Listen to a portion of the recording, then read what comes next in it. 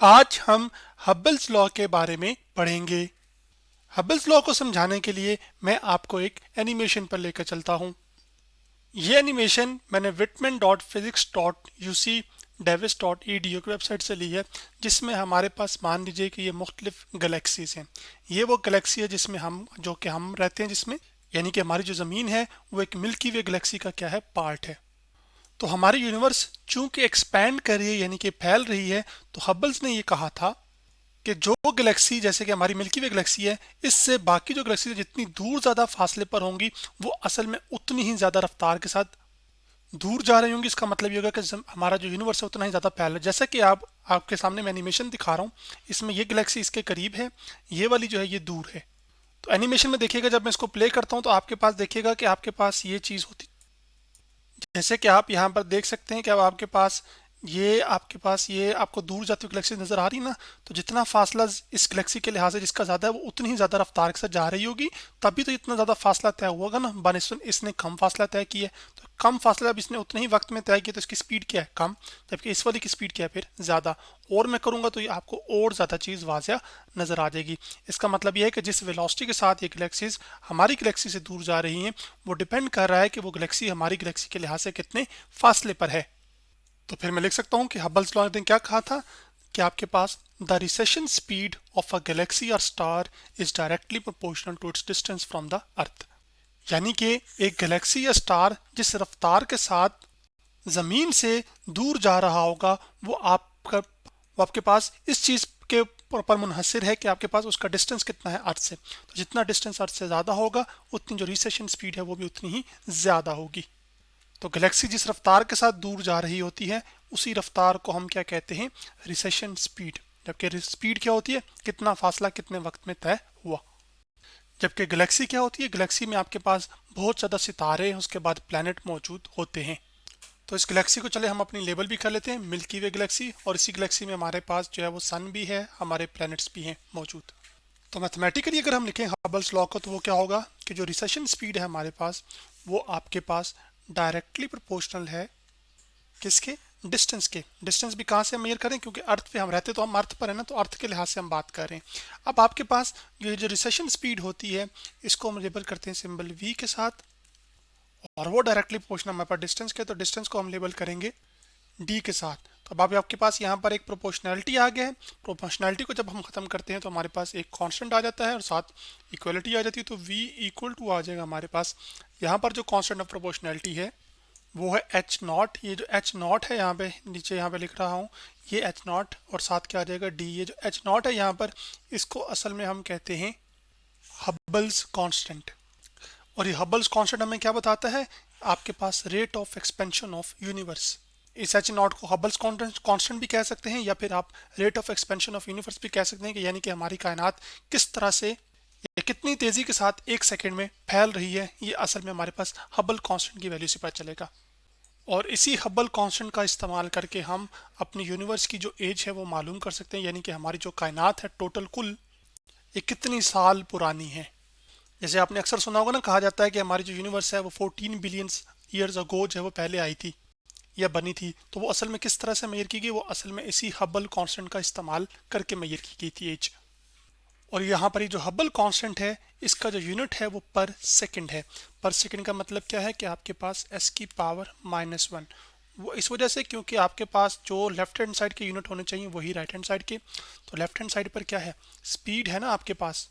तो जो स्पीड का यूनिट है वो क्या होता है, वो आपके पास मीटर पर सेकंड होता है। जबकि राइट हैंड साइड पर आपके पास जो d है, जो कि यहाँ पे d डिस्टेंस है, इसका यूनिट क्या है, मीटर है। तो आपके पास जो हब्बल कांस्टेंट है उसका यूनिट क्या होना चाहिए फिर, पर सेकंड। तभी तो वो आपके पास लेफ्ट हैंड साइड के यूनिट्स राइट हैंड साइड के बराबर आएंगे।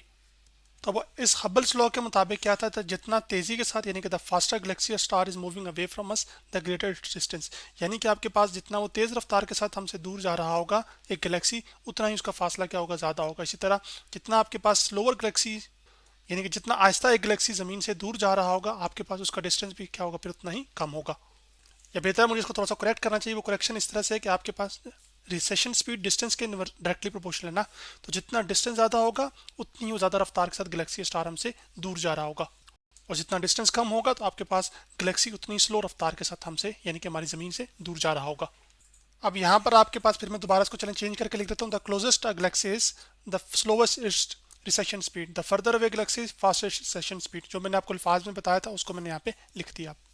अब डिफरेंट गैलेक्सीज के डिस्टेंसेस के लिए मैं क्या करता हूँ कि आपके पास रिसेशन जो स्पीड्स हैं उनका ग्राफ आपको दिखाता हूँ और उससे आपको ये समझाता हूँ कि आपके पास ये चीज़, फॉर एग्जांपल आपके पास यहाँ पर हमारे पास एक्स एक्सिस पर जो डिस्टेंस है उसको प्लॉट किया गया है, जबकि वाई एक्सिस पर जो रिसेशन स्पीड है उसको प्लॉट किया गया है। ये चीज़ ना आपके पास मुख्तलिफ स्टार्स के लिए ज़मीन पर बैठ कर एक टेलीस्कोप की मदद से, जिसमें एक स्पेक्ट्रोमीटर लगा होता है, उसमें रेड शिफ्ट का और ब्लू शिफ्ट, जिसमें आपके पास स्टार्स क्या करते हैं वो आपके पास हमसे दूर जा रहे हो या करीब जा रहे हो तो डॉपलर इफेक्ट के जरिए से, यानी कि जो लाइट वेव्स डॉपलर इफेक्ट दिखाती हैं, उसमें जो रेड शिफ्ट और ब्लू शिफ्ट हम स्टडी करते हैं उसका इस्तेमाल करते हुए ये आपके पास रिसेशन वेलोसिटीज क्या की गई हैं, कैलकुलेट की गई हैं। अब आपके पास यहाँ पर ये जो डिफरेंट डॉट्स आपको नज़र आ रहे हैं ये असल में मुख्तलिफ, समझ लीजिए कि आपके पास स्टार्स हैं या गैलेक्सीज हैं जिनके डिस्टेंसेस को बताया जा रहा है। तो यहाँ पर ये डिस्टेंस, ये पहला स्टार है समझ लीजिए, ठीक है, ये कोई एक और स्टार है, मैं भी समझा रहा हूँ आपको, ठीक है। उसके बाद फिर आपके पास ये एक स्टार है समझ लीजिए। तो ये मुख्तलिफ डिस्टेंसेज पर आपके पास क्या है वो स्टार्स को देखा गया और उनकी फिर उनकी स्पीड्स को मेजर किया। तो इसके इस स्टार के करस्पॉन्डिंग स्पीड आपके पास ये आ रही थी, इस स्टार के करस्पॉन्डिंग स्पीड जो है वो आपके पास ये आ रही थी, उसके अलावा इस स्टार के करस्पॉन्डिंग स्पीड क्या आ रही थी, ये वाली, उसके बाद आपके पास इस स्टार के करस्पॉन्डिंग स्पीड ये वाली। तो अब यहाँ पर ना आपके पास बहुत ज़्यादा स्टार्स को मुख्तलिफ डिस्टेंसेज पर जब देखा गया और उनकी वेलोसिटीज को देखा गया तो आपके पास वो इस तरह के पॉइंट्स बन रहे थे। अब कहने को तो अगर हम इन पॉइंट्स को कनेक्ट करें, फॉर एग्जांपल ये पॉइंट इससे कनेक्ट होगा एक स्ट्रेट लाइन से, फिर ये वाला इससे स्ट्रेट लाइन से कनेक्ट होगा, फिर ये वाला इससे, ये वाला इससे, इससे वाला, सारे मतलब आपस में कनेक्ट होंगे स्ट्रेट लाइंस के साथ, फॉर एग्जांपल जिनको मैं रफली करके दिखा देता हूँ आपके लिए। फॉर एग्जांपल यहाँ पर ये वाला इससे कनेक्ट होगा, ये वाला फिर इससे, उसके बाद फिर आपके पास ये दोनों भी आपस में कनेक्ट होंगे ये वाले। तो आपके पास इससे ना कोई बिहेवियर प्रिडिक्ट नहीं होता, क्योंकि अब आपको यहाँ पे देखने को ये मिल रहा है कि बहुत सारा जो स्टार के डिस्टेंसेज है ना वो एक दूसरे के बहुत करीब करीब है ना। जैसे ये स्टार और ये स्टार का डिस्टेंस जो है वो बहुत करीब करीब है, इसी तरह इनकी जो वेलोसिटीज हैं वो भी लगभग एक दूसरे के क्या हैं, करीब तरीन है। तो इस फिर इनका जब ग्राफ हमने प्लॉट किया तो आपके पास इसके लिए हमने एक, तो इन तमाम डिस्टेंसेज पर आपके पास रिसेशन वेलोसिटीज क्या है उसको बताने के लिए हमने क्या किया, आपके पास एक बेस्ट फिट लाइन ड्रॉ की, जो कि ये जो बेस्ट फिट ड्रॉ लाइन है वो आपके पास यहाँ पर ये लाल लाइन है।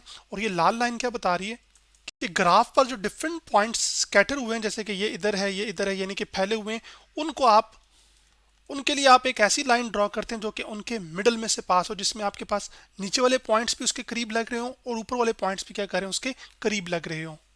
तो ये लाइन ऑफ बेस्ट फिट को इस तरह से ड्रॉ किया जाता है कि ये तमाम जो पॉइंट्स नीचे वाले भी ऊपर वाले भी और इस लाइन के करीब तरीन हर एक पॉइंट वो इस लाइन के क्या लगे, बिल्कुल करीब लगे। तो ये ग्राफ की लाइन चूंकि स्ट्रेट लाइन है तो स्ट्रेट लाइन की बुनियाद पे उसने ये अखज़ कर लिया कि आपके पास जितना जितना डिस्टेंस बढ़ता जाएगा असल में जो रिसेशन वेलोसिटी है आपके पास उन स्टार्स की या गैलेक्सीज की वो भी क्या होती जाएगी, वो बढ़ती जाएगी। जैसे कि गैलेक्सी या स्टार जो कि आपसे दूर है बहुत ज़्यादा, जैसे कि ये वाला फर्दर वे सबसे ज़्यादा दूर वाला, फॉर एग्जांपल आपके पास ये वाला है, तो जितना सबसे ज़्यादा दूर वाला है उसकी फिर जो वेलोसिटी है रिसेशन वेलोसिटी वो भी असल में उतनी ही ज़्यादा दूर है या ज़्यादा है। जबकि अगर जो सबसे ज़्यादा करीब है आपके लिहाज से और तो आपके पास उसकी जो रिसेशन वेलोसिटी है फिर उसकी उतनी ही कम है। तो अब अगर हम इस लाइन की जो कि हमने बेस्ट फिट लाइन ड्रॉ की इसकी स्लोप की बात करें तो स्लोप क्या होता है, ये हम ग्रेडियंट को ही कहते हैं। तो आपके पास स्लोप होता है कि वाई एक्सिस में जो क्वांटिटी प्लॉट हुई है इसके अंदर जो तब्दीली आ रही है उसको डिवाइड कर दीजिए एक्स एक्सिस पर जो क्वांटिटी प्लॉट हुई है उसमें तब्दीली को। तो एक्स एक्सिस पर क्या तब्दील हो रहा है, डिस्टेंस, वाई एक्सिस पर क्या तब्दील हो रहा है, वेलोसिटी। वेलोसिटी अगर आपके पास स्पीड एक खास डायरेक्शन में तो उसको हम वेलोसिटी कहते हैं, या कितनी डिस्प्लेसमेंट कवर हुई एक सेकंड के अंदर उसको भी हम क्या कहते हैं, वेलोसिटी। तो यहाँ पर हम मैग्नीट्यूड्स की बात करें तो आपके पास रिसेशन वेलोसिटी को रिसेशन स्पीड भी ट्रीट कर सकते हैं।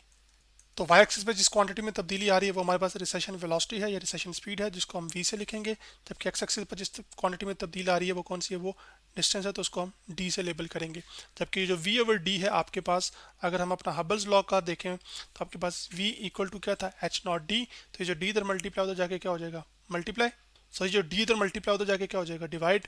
तो वी ओवर डी किसके इक्वल आ जाएगा, एच नॉट के। इसका मतलब है कि आपके पास जो रिसेशन हमारे पास स्पीड है या वेलोसिटी है उसका जो और डिस्टेंस की जो स्लोप है वो आपको किसके बारे में इंफॉर्मेशन दे रही है, वो आपके पास हबल्स कांस्टेंट जो कि एच नॉट है उसके बारे में बता रही है। तो मैं यहाँ पे उसको लिख लेता हूँ एच और साथ में लिख लेता हूँ नॉट। तो आपके पास इक्वल टू आ जाएगा वो किसके, वी के। तो यहाँ पे एच नॉट क्या है हमारे पास, वो स्लोप है आपके पास किसकी, रिसेशन वेलोसिटी और या सेशन स्पीड और डिस्टेंस की। तो मैं यहाँ पे चले स्लोप के लिए इसको मेंशन भी कर देता हूँ। तो अब आपके पास इस लाइन की स्लोप जितनी ज़्यादा होगी, फॉर एग्जांपल अगर ये लाइन इधर होती तो इसकी ढलवान यानी कि स्लोप ज़्यादा होती, जबकि इसकी जो ढलवान है वो कम होती।